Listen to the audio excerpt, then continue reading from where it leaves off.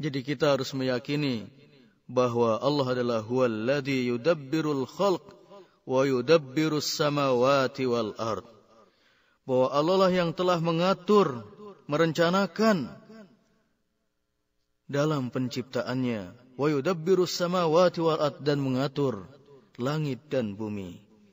Sebagaimana firman Allah Subhanahu wa taala fi suratil A'raf 54. ألا له الخلق والأمر تبارك الله رب العالمين. Ingatlah, menciptakan dan memerintah hanyalah hak Allah. Maha suci Allah, Tuhan semesta alam.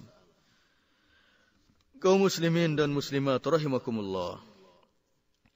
Adanya pergantian siang dan malam adalah merupakan perintah dan pengaturan Allah Subhanahu wa taala. Bergantinya cahaya rembulan di malam hari dengan sinar matahari di siang hari juga atas perintah Allah Subhanahu wa taala. Munculnya taburan bintang gemintang dengan segala keindahannya di malam hari adalah juga dengan perintah Allah Subhanahu wa taala. Malaikat sebagai makhluk yang tidak pernah bermaksiat kepada Allah Subhanahu wa taala, senantiasa taat dan tunduk kepada perintahnya, juga atas izin Allah Subhanahu wa taala dan aturannya.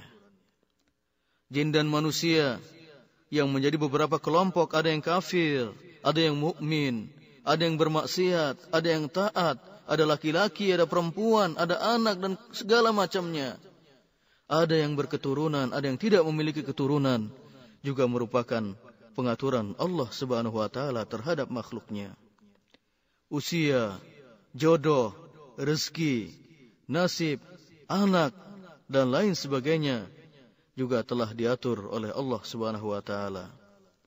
Tiada dahan kering yang berjatuhan dari pohonnya, melainkan juga atas aturan Allah Subhanahu wa taala. Musibah dan bencana yang terus mendera negeri kita, dari banjir, tanah longsor, tsunami, gempa, dan lain sebagainya, juga atas aturan Allah Subhanahu wa taala, atas pengaturan Allah Subhanahu wa taala, atas rencana Allah.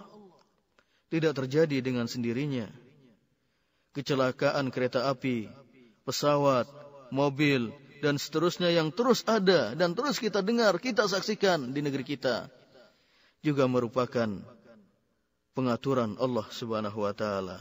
Jadi dialah Allah Subhanahu wa taala sebagai pencipta kita, sebagai raja dan pemilik kita, serta sebagai pengatur terhadap makhluknya, pengatur kehidupan kita.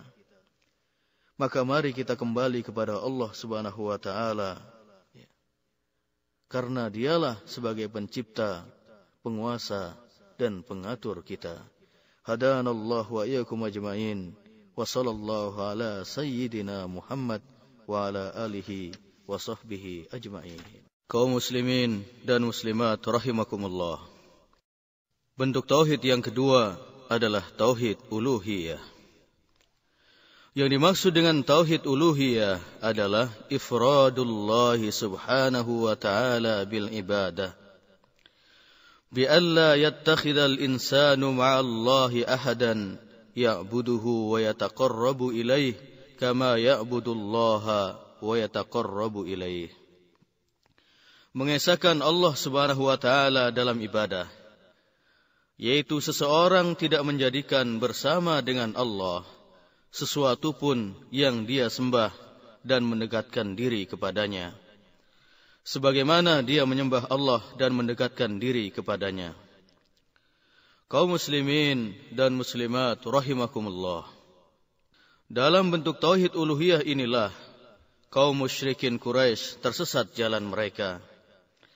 Dan karena ketersesatan itu, mereka diperangi oleh Rasulullah sallallahu alaihi wasallam dan para sahabatnya. Dihalalkan darah mereka, harta, bumi, dan rumah-rumah mereka, serta ditawan pula para wanita dan anak-anaknya. Demi menegakkan tauhid uluhiyah inilah para nabi dan rasul diutus, dan kitab-kitab samawi seperti Zabur, Taurat, Injil dan Al-Quran, serta lembaran-lembaran kitab Ibrahim dan Musa diturunkan. Pada bab tauhid uluhiyah inilah para nabi dan rasul diturunkan dalam rangka untuk menerapi penyakit kaum dan umatnya, di mana realisasi dari tauhid uluhiyah adalah seluruh bentuk dan warna ibadah hanya dipersembahkan kepada Allah semata, tiada sekutu baginya. Jadi ibadah tidak diberikan untuk malaikat yang didekatkan, bukan pula untuk nabi dan rasul yang diutus, dan tidak pula untuk para wali soleh yang bukan untuk siapapun dari makhluknya seperti jin, hewan dan yang lainnya. Karena dialah Allah Subhanahu wa taala satu-satunya zat yang berhak, layak dan pantas untuk diibadahi dan disembah, bukan selainnya. Sekalipun seberapa tinggi derajat dan kedudukan makhluknya. Kaum muslimin dan muslimat rahimakumullah. Ketika kita mengatakan bahwa ibadah dengan segala bentuk dan warnanya tidak berhak, tidak pantas, dan tidak layak dipersembahkan kecuali hanya kepada Allah, dan bukan untuk kepada selainnya, maka sekarang timbul pertanyaan di benak kita yang barangkali memerlukan jawaban yang benar dan tepat.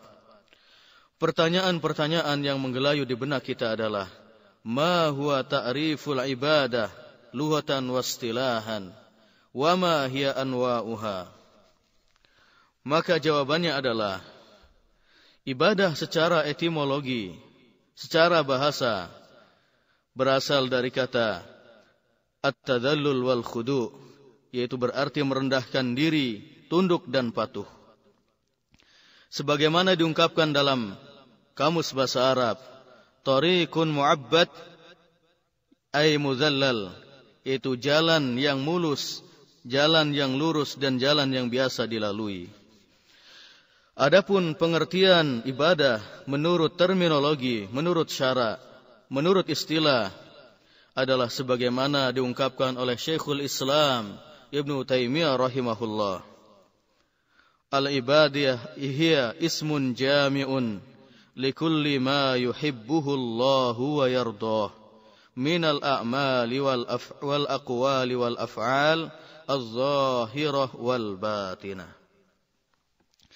Sebuah nama yang mencakup setiap apa yang dicintai Allah SWT dan diridhoinya dari amalan, ucapan, dan perbuatan, baik yang lahir maupun yang batin.